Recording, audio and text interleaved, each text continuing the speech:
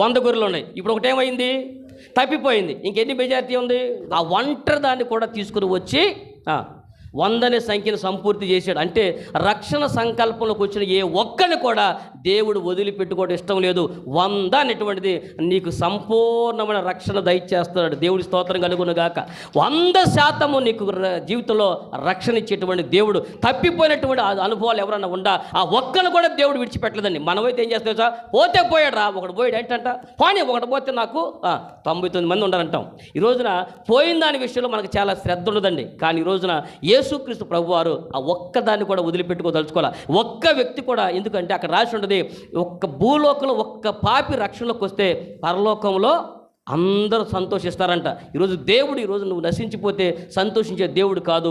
100 అనేటువంటి సంఖ్యలో మనకు కనబడిందంటే రక్షణ సంపూర్ణముగా దయచేస్తాడు. ఈ రోజున ఈ ఆవరణలోని కొన్ని వస్తే నేను